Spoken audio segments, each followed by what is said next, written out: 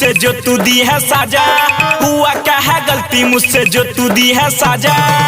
आके बता दे एक बार ओ राधा, आके बता दे एक बार ओ राधा। झूठो मुठो करती रहती, झूठो मुठो करती रहती खराब तू माथा, झूठो मुठो करती रहती खराब तू माथा।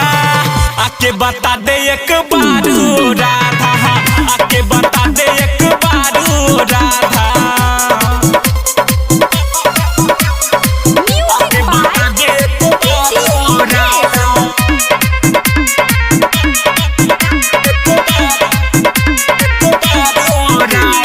बिन बताए जो तू मुझसे है रूठी, ऐसा क्या कह दिया जो मुझसे है तू दुखी, ऐसा क्या कह दिया जो मुझसे है तू दुखी। आके तू बता पागल दिल को समझा, तुझे ही याद हर हमेशा ये करता। क्या तू भुला दी,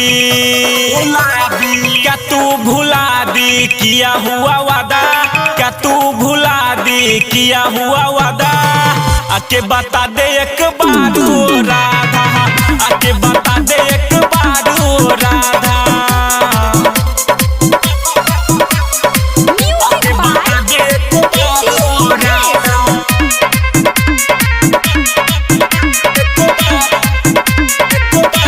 राधा। अब न अपने आप को संभाल पाता हूँ जान, लग रहा है जैसे मेरा निकल रहा परान, लग रहा है जैसे मेरा निकल रहा परान। अब तुझे मैं क्या कहूँ तू ही बता, तेरे बिना जीना भी लगता है सजा। अब क्या तुम्हें याद नहीं, अब क्या तुम्हें याद नहीं आता नी तू निराला, अब क्या तुम्हें याद नहीं आता नी तू निराला।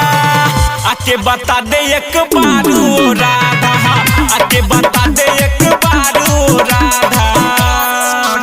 बता दो ना डार्लिंग प्लीज आके।